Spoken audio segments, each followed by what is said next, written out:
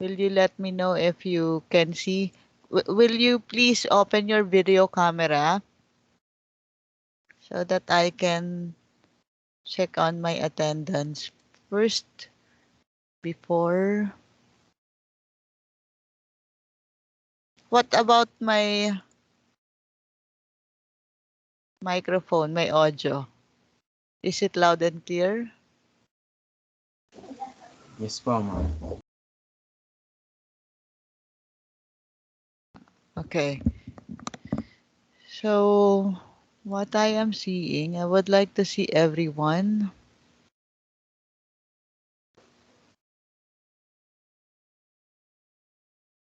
Okay. Let me see my full screen. So, I have here 36 participants in this conversation.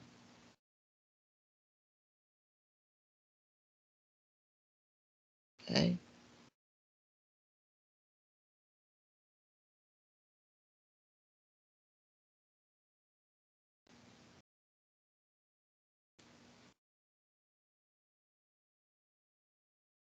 I'm just going to share my screen first. Now, can you see what I am presenting on my screen? Yes, Yes. ma'am.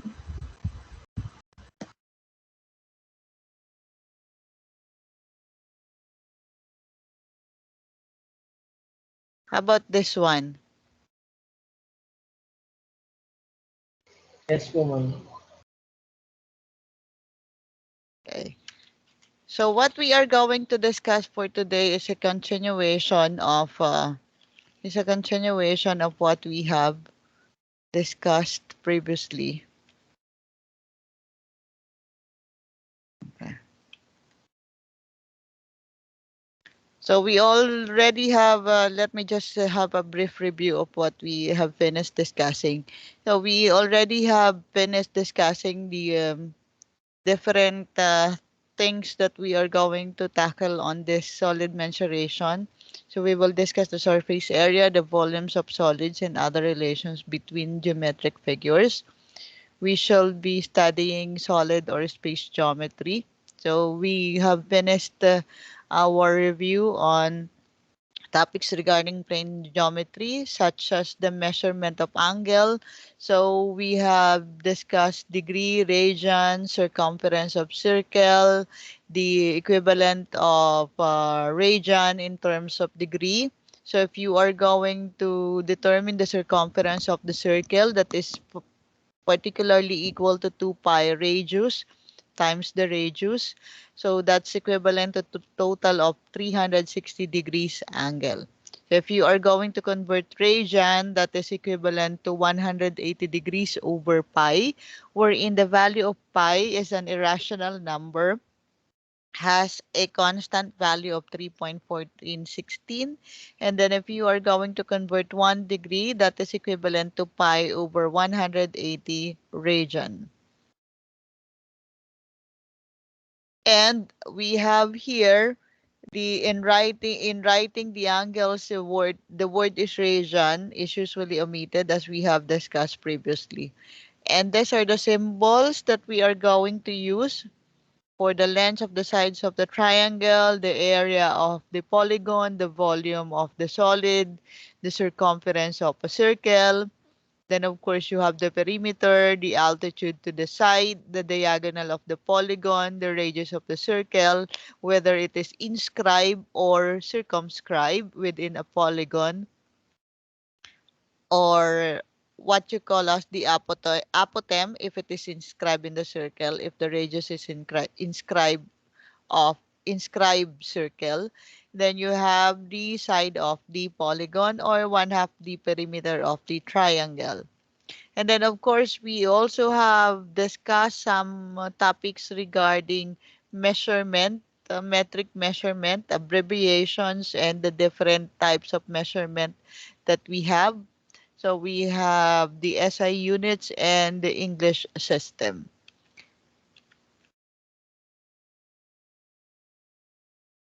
Okay, so we have some discussion on conversion of units wherein if you are going to convert centimeter to millimeter, meter to kilometer, etc., and so on and so forth. We have several metric measurements and its equivalent for the length, for the area. For length, it's usually in meter, kilometer, and others. For area, it's usually in kilometer squared, meter squared, centimeter squared, etc. Then, of course, you have for the volume, which is in terms of cubic centimeter, cubic meter, or liter. And then you have the weight, which is in terms of gram, kilogram, etc. Then you have the English system here. Okay. These are all part of our discussion the last time. Then we did make use of the conversion for units. We converted the kilometer per hour into meter per second. So this is how you derive the units. So these are constructed in combination of the base units. Like for example, you have 45 kilometers per hour converted to meter per second is equivalent to 12.5 meters per second. Or if you are going to convert liters in terms of cubic inches, that is how you convert um, the units. So take note that in converting the unit, all you have to do is to cancel out, okay? Cancel out the unit here. So for every kilometer, how many meters? You have 1,000 meter. And then what we did was to convert hour into seconds. So for every hour, we've got 60 minutes. And for every 1 minute, we've got 60 seconds. So the remaining unit is in terms of meters, and seconds. Okay. So that's how we converted the units. If you are going to convert units, all you have to do is to make use of this method. So you determine first the equivalent value and then you cancel out the units and the remaining unit will be your answer. So in the same way that you have here in the conversion for liters. So for every liter, how many cubic centimeter? Okay, cubic centimeter. And take note when you have here cubic, so that means you have to convert also in terms of cubic.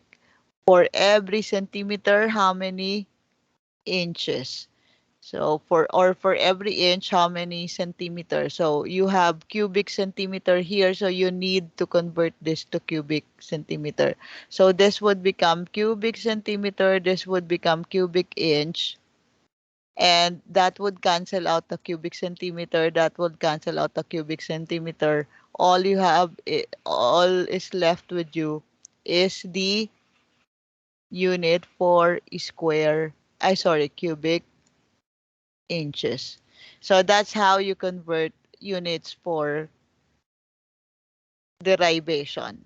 So again, I would reiterate that you have to make use of consistent unit in the solving of mathematical problems. And you have to make sure that you convert the equivalent unit. Okay. So we did also have some calculations on the floor area. So we have, I will just make this quick. So we have the conversion of, conversion of square feet. Okay. Determination first of the area by multiplying 250 feet by 120 feet. So that's equivalent to 30,000 square feet. And then we converted the square feet into square meter. Again, take note, since this is square feet, we have to square this unit. So this would become 3.28 square feet. This would become 1 square meter. So this square feet will be canceled out, and all is left with us is the square meters here. So you have here the unit square meter. So this is how you convert and you calculate for the floor area of a certain structure. These are just examples of conversion of units. So you have here, if we are going to measure distances, the question here is which of the two measures of distances, 100-meter and 100-yard, used for dashes in track and fields is longer. So again, take note, as I have reiterated with you, there are two system of units that we are using. One is in SI, which is in terms of yan, gumamit sila ng meter here. And the other one is in terms of English system, which is in terms of yard. So the question is, which of these two is longer and how many feet it is longer? So what we did here is to convert the 100 yard in meter. So for every yard, we've got 0.9144 meters. So that means this would cancel out, this would cancel out, and what is left with us is the unit in meters.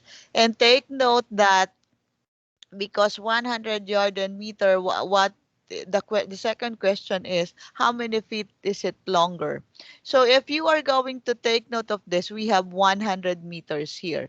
So that means 100 minus, that is 100 meters minus 91.44, that is equivalent to 8.56 meters. Okay. So in this 8.56 meters, if you are going to convert, pwede namang idiretso nyo. Or you can go to this second method wherein you convert both terms in feet. The 100 yard for every one is converted into feet. For every 1 yard, we've got 3 feet. So that means 100 yard is equivalent to 300 feet. So this would cancel out. This would cancel out. We have a unit here, 3 feet. Okay. So we have a unit here for the answer, 300 feet. And if you are going to convert 100 feet, for every 1 meter, we've got 3.28 feet. So this is 328 feet. So that means the 100 meter is longer by 28 feet. So 328 minus 300 is 28 feet. So 328 minus 300, that's equivalent to 28 feet. So that's the answer for the question. This is how we convert units in terms of mathematical equations and problems, mathematical problems, worded problems. Now let me go to the polyhedrons and prisms. So this is one of the most important aspect in our discussion, wherein we've got to have idea on the different types of polygons before we be able to convert to understand the concept of polyhedrons and prisms. We have how many sides in this figure? You have 1, 2, 3, 4, 5 sides. And in geometry, when you say we have a polygon with 5 sides, how do you call that? Pentagon, ma'am. Okay, so that is a pentagon. What about if you have 3 sides? How do you... Triangle. Okay, that's a triangle. How about 4 sides? Square po. Okay, it could either be square or rectangle, so that would fall under quadrilateral. How about 6 sides?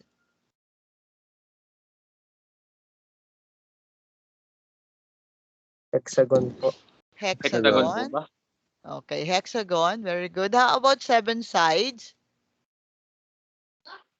Hexagon po, hexagon. Heptagon. How about 8 sides? Octagon. Octagon. How about 9 sides? Nonagon. Nonagon. How about 10 sides? Decagon. Decagon. How about 11 sides?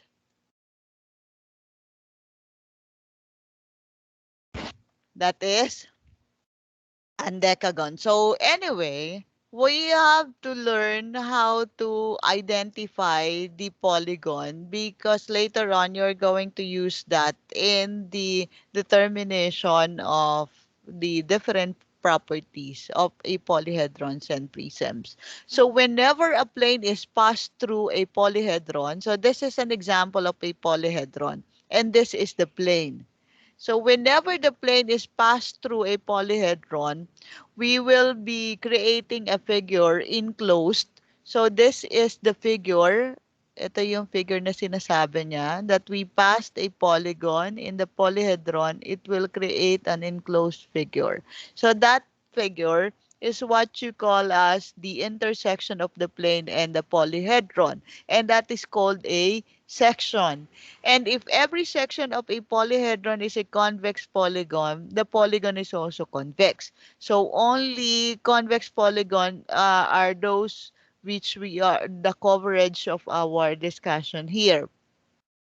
So polygons are named after the number of the faces. So let's say for example, we have 6 faces. That means how many? How do you call the polygon with 6 faces with 6 sides? We have Hexagon. hexagon. Okay, so if you are going to convert that into polyhedron, we will be creating a hexahedron. Okay, so that is how polyhedrons are created. So let's go to the different types of polyhedrons. So let's say, for example, this one, we have tetrahedron. By the way, can we create a polygon using only 2 sides? No po. No. So we always start with three sides. So when you say 3 sides, that means we have triangle. Polygon with 3 sides, we have a triangle. So this is an example of tetrahedron. Okay, so all sides are triangle.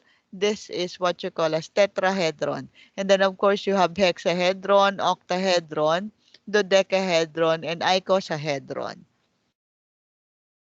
If you are going to presume that each regular polygon is bounded by pieces of cardboard and each cardboard is cut to some edges and you are going to spread the faces of the 5 polygons or the polyhedrons which we are given already, which we are shown here previously, like for example the tetrahedron would look like something this. Okay. So that is a tetrahedron. So if you are going to cut a cut how many triangles? One, two, three, four. Actually, we have 4 triangles here. And pagka pinagsama-sama natin, pinagdikit-dakit natin yung lahat ng edges dyan, that what we call the tetrahedron. And then if we have the hexahedron, this would look like this one. Or this one is for the octahedron, and then the other one is for dodecahedron, and then the other one is icosahedron. So this is for dodecahedron, this one is for icosahedron. Okay. So there are 2 types of prisms. By the way, the one that we have discussed is regarding polyhedrons. So there in prisms we have 2 kind of prisms. We have what you call as right prism. When you say right prisms, we've got a prism wherein the lateral edges are perpendicular to its base. So in this particular case, this is the base. Okay, so this is the base of the prism. And we have the lateral edge. This is the lateral edge. Okay, so the lateral edge is from here up to here. These are the lateral edges. And you are going to notice this lateral edge is at right angle with the base. So we created a prism. So when you say regular prism, that is a right prism. The bases are regular. As you would notice here, we've got the bases, which are regular. Okay, there are two bases here. Okay, this is the other base, the upper base.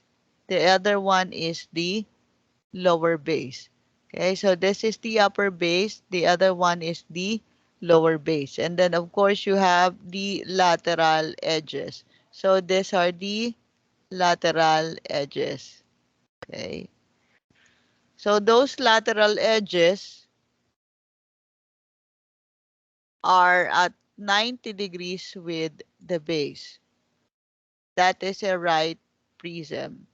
So if you have a right triangle here created with a base, then that means we have a right prism. Now, for oblique prism, it is a prism whose lateral edges are oblique to its bases, meaning at a certain degree with the base. So let's say, for example, this one, the base is, this is the base. Okay, so you've got the base here. And you would notice that the lateral edge, this is the lateral edge. Okay. Or this one, this is the lateral edge. You would notice that this lateral edge is not at right angle. It is at a certain angle with the base. So that we call this as an oblique prism. Okay. So another base that we have here, that is the bottom base, while this one is the upper base. Okay. But take note that we have the lateral edges, which are oblique with the base.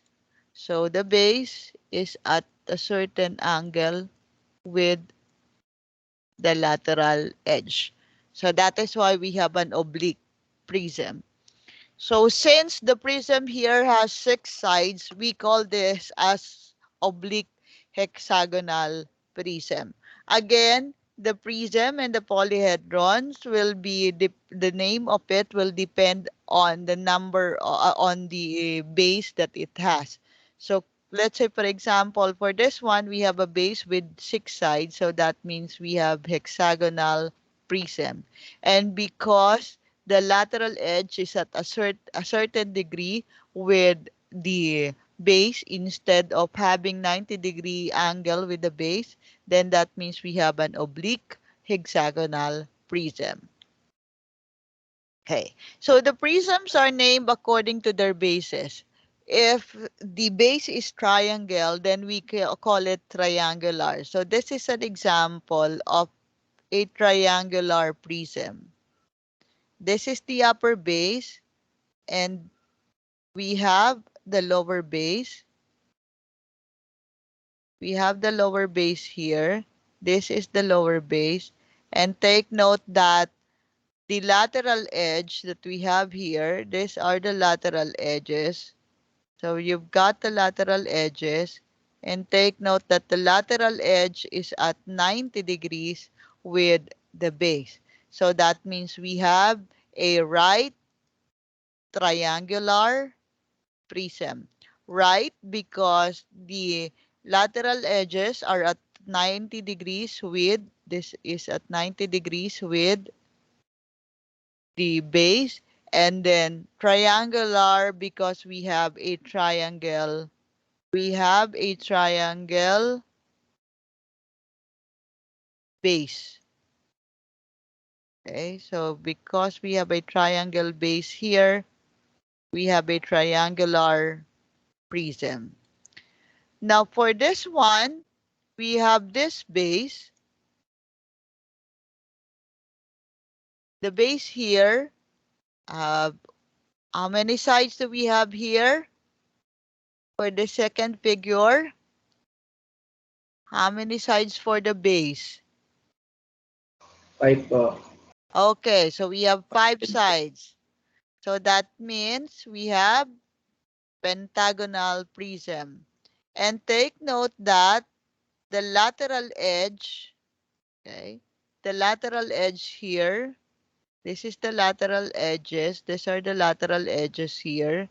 And take note that these lateral edges are at right angles with the base. So that means we have a right pentagonal prism.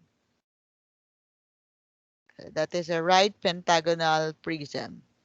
So let's go to the basic properties of prisms. Prisms are classified according to the basic properties. Let's start with the base. When you say base of prism, they are equal parallel polygon. In geometry, when you say parallel, how do you describe a parallel lines? How do you describe parallel lines? When you say parallel, what's our description for parallel lines? How do you determine that the lines are parallel to each other? Ma'am, lines are never intersecting. Okay, very good. So parallel lines are those lines which would never meet at any common point at any time. Okay, so they will never intersect with one another. So that's we call parallel lines. So if the bases are actually equal parallel polygons, so you would notice here, let's say for example, this one, we have, let's say this is base 1, so that is a triangular base. And then if you are going to take a look at the other one, this is also a base, okay? And they would never intersect each other, okay? The other base, let's say this one is the other base, they would never intersect each other. So they are equal parallel polygon. In this particular case, what kind of polygon is this? This is a triangle. So we have triangular bases here. So these are equal parallel polygons.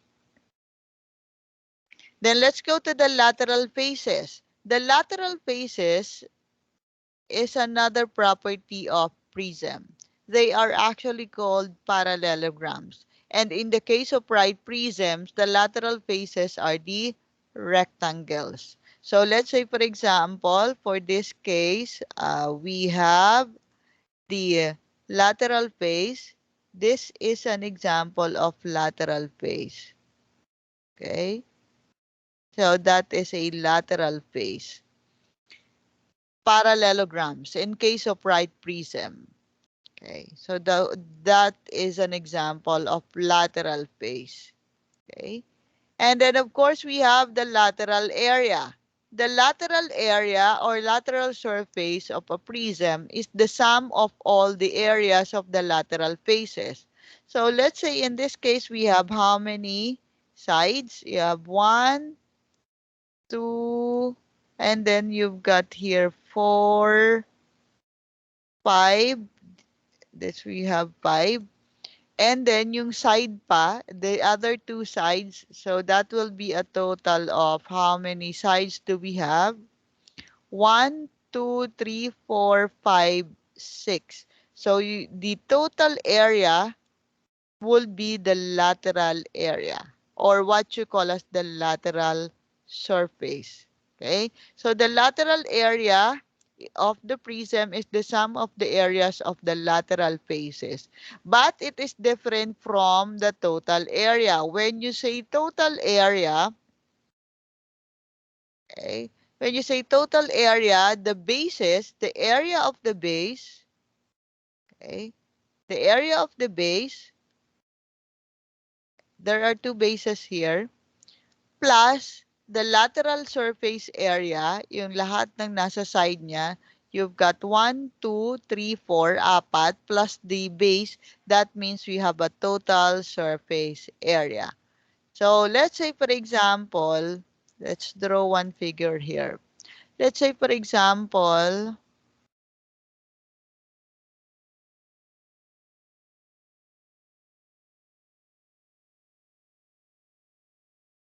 para mas ma-picture natin. So let's say we've got here, okay,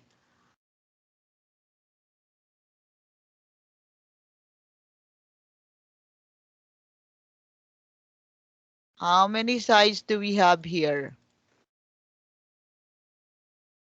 How many sides do we have? 6. 6. Okay. 6 po. How many bases do we have? How many 2. bases do we have? We have 2. So these are the bases. 2. Okay, 2. Very good. So you have, these are the bases. Okay. So this is 1. This is the bottom base. And then, of course, you have the upper base here. Okay. So the total area will be this bases plus the sides. You have one, that is one lateral face, and then you have another lateral face here, and the other lateral face is simula dito hanggang doon. Yan ang lateral face. That is another lateral face, di ba? And then, the other lateral face, itong nandito sa side na ito. Just hidden in our side. So, that is the total. Okay, when you add up the bases plus the lateral area, that is the total area or the surface, total surface area of the prism. And we have lateral edge. When you say lateral edges, these are equal and parallel. So, in this particular case, the lateral edges, ito yung mga sinasabi nating lateral edges. So, these are the lateral edges. Lateral edges. And then, of course, you have the altitude. When you say altitude, that is the perpendicular distance between bases. So let's say in this particular case, the altitude will be from here up to this point. That is the altitude or the altitude of the prism. Okay. And then of course you have the section of a prism. When you cut a section, when you cut a plane in the in the prism, so say for example itong blue one, so we cut a section here. So this is the section of a prism. So those are the basic properties of prism. Let's say, for example, let's go to this one. We have the lateral edge of an oblique square prism. So the lateral edge in this particular case, these are the edges. And take note that this edge is not at 90 degrees with the base, but this is an oblique square prism. Square because the bases are square. So inclined at an angle of 30 degrees with the altitude. So when you say altitude in our definition, the altitude is the perpendicular distance between bases. So this one is the top base. This is the top base, while this one is the bottom base.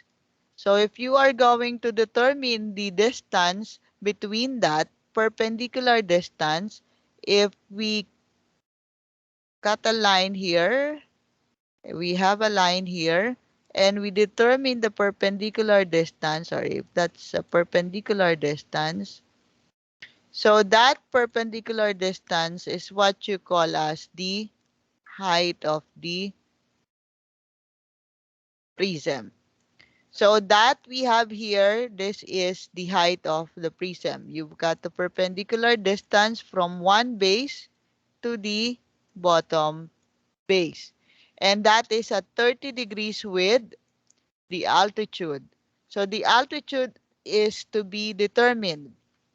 If you are going to take a look at this, we can isolate, let us isolate the triangle. We can isolate a triangle there. That is a right triangle actually. Okay, we're in. You have here as the height or the altitude of the triangle. This is the angle subtended between the lateral edge and the altitude, and this is 30 degrees. While this one is 6 meters. Okay, so this line is 6 meters. This edge is 6 meters. So what we are going to do is to determine the value of this height. So that is the one in question.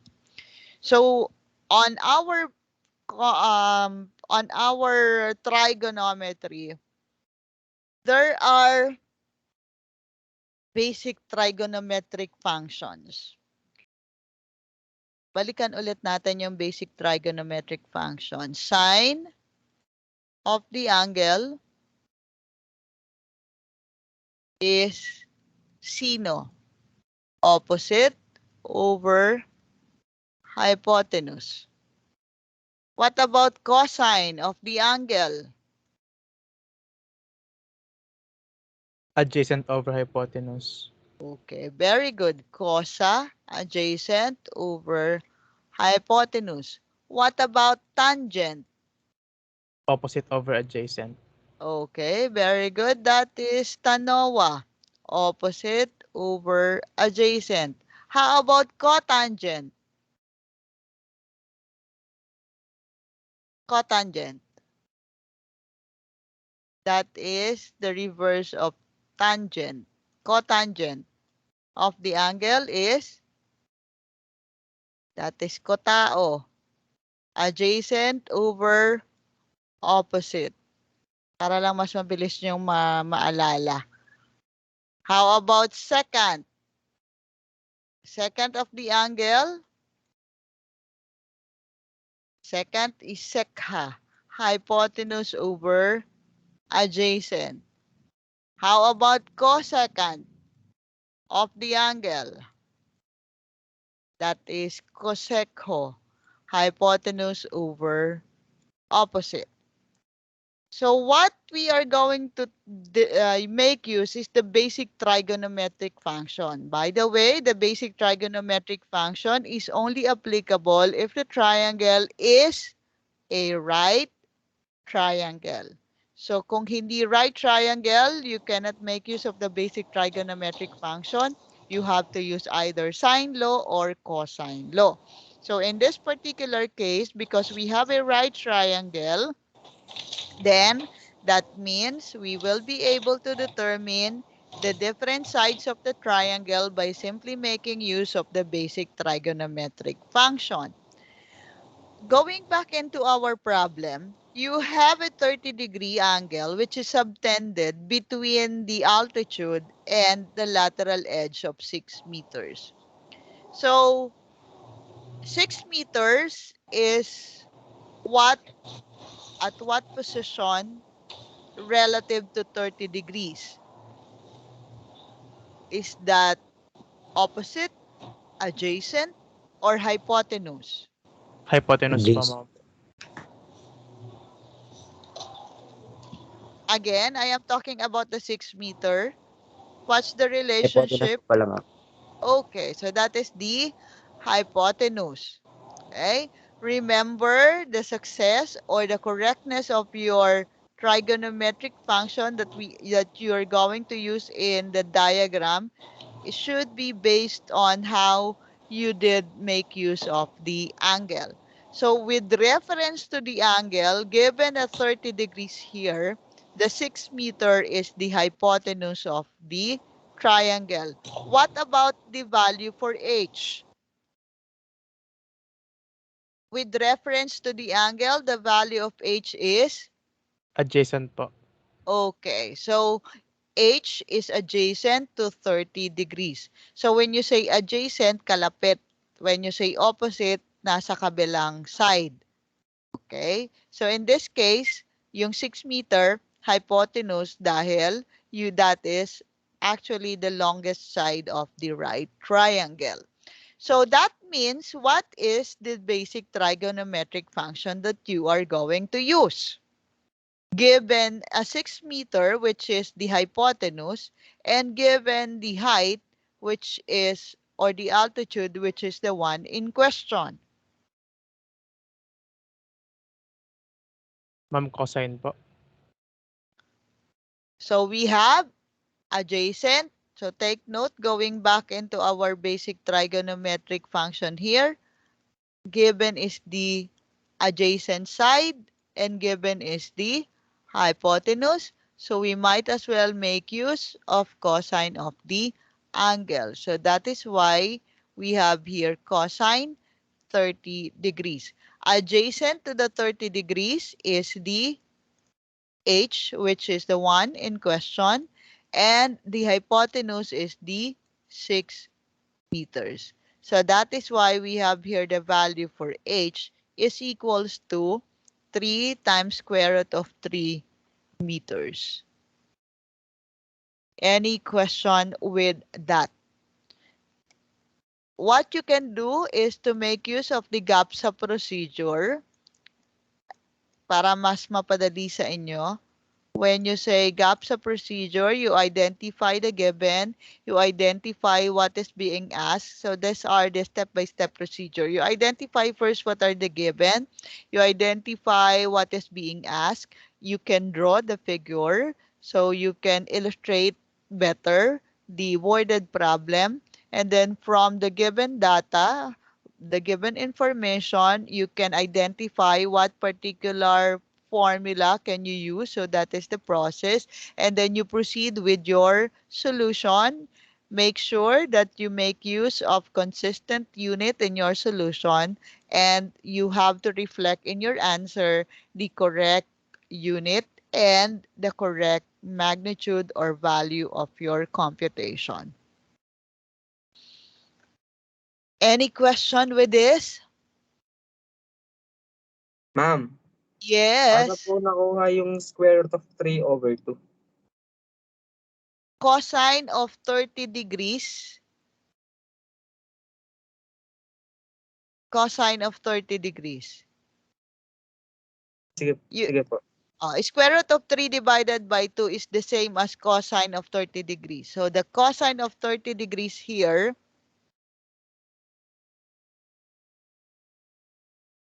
let me just make use of this.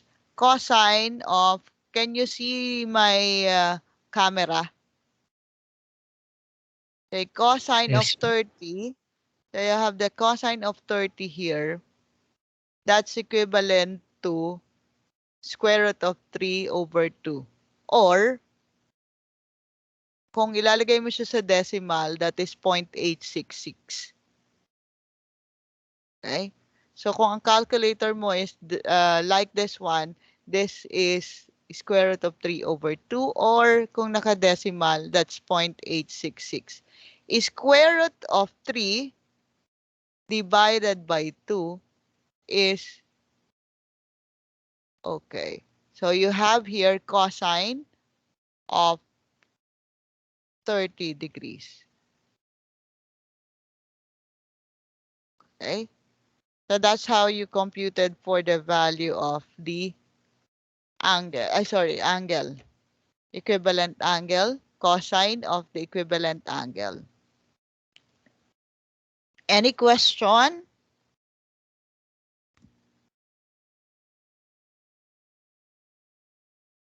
Any question?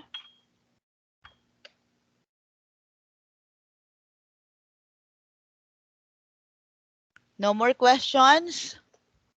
Wala na po, ma'am. Okay, let's go to this.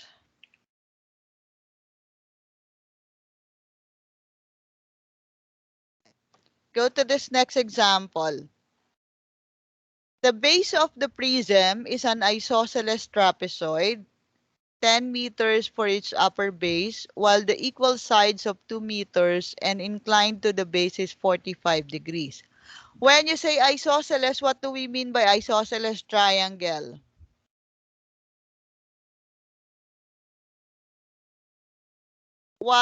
How do you determine the isosceles triangle? How do you define, isosceles triangle? Anyone?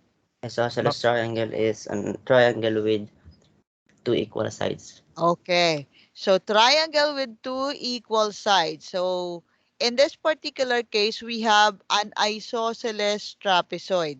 So meaning the trapezoid would have two equal sides. So that means if this is 2 meters, this is also 2 meters. Or if this is the other one is 2 units, then that means this is also 2 units. So if you are going to define a trapezoid, there are two bases. One base is different from the other base. So this is the upper base and we have the lower base.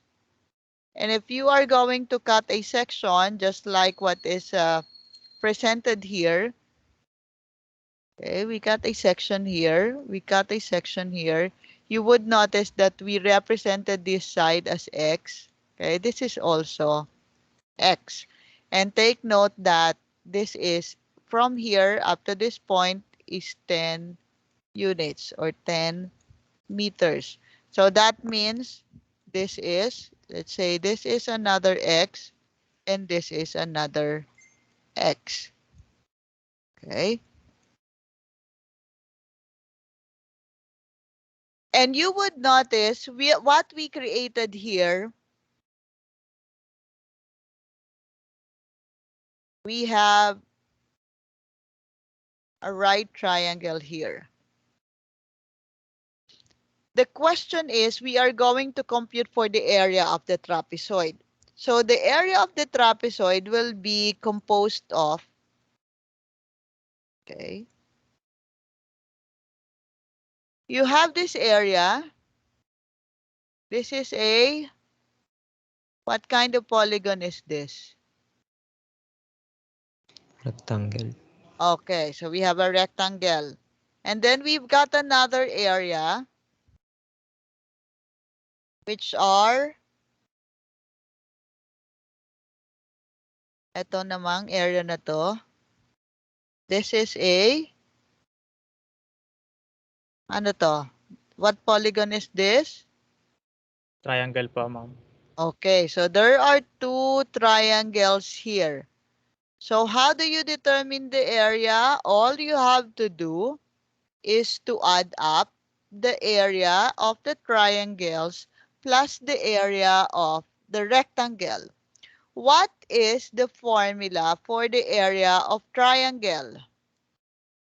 Area of triangle.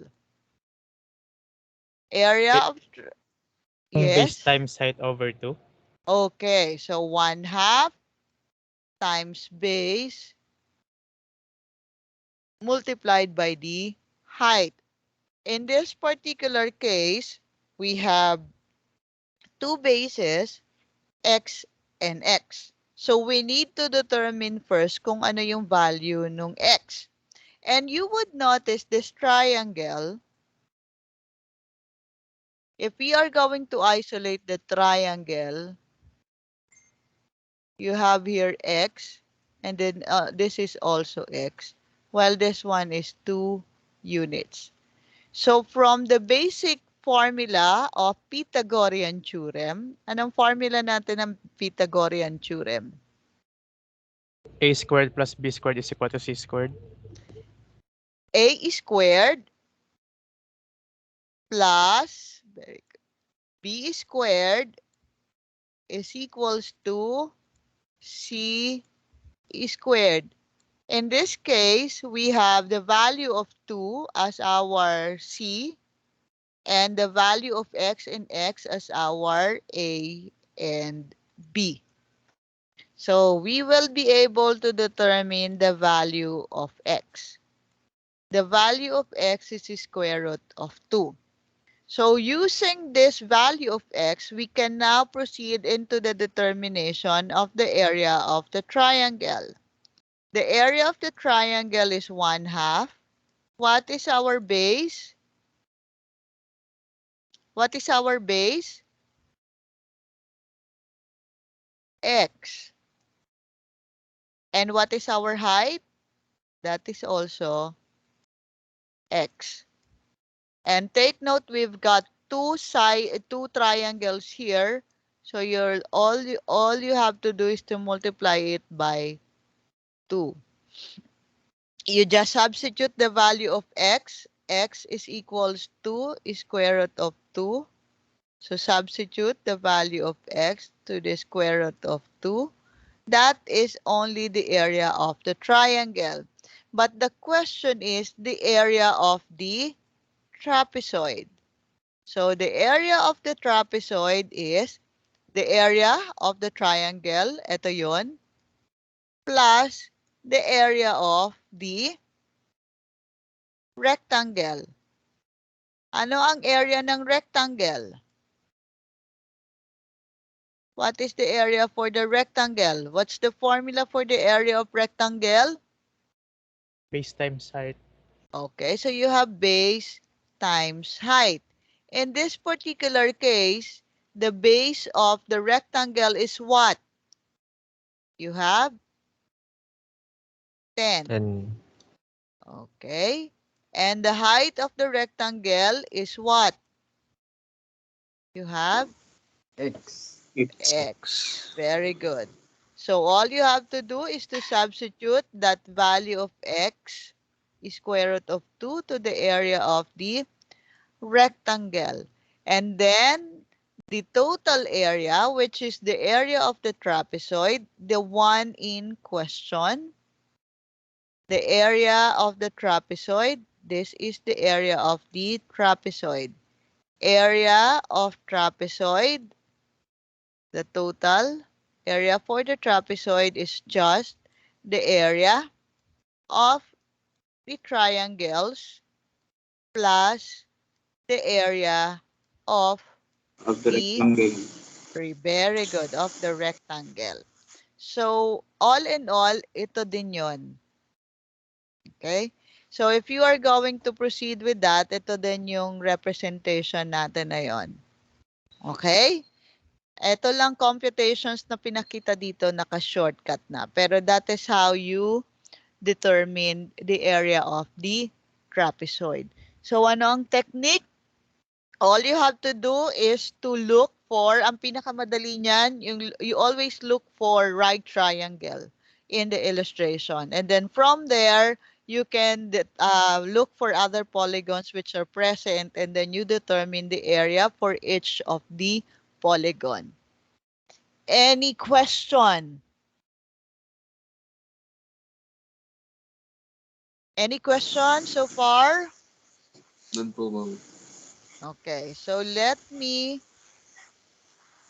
just check my attendance. So anong nangyari? Bakit nawala na yung iba?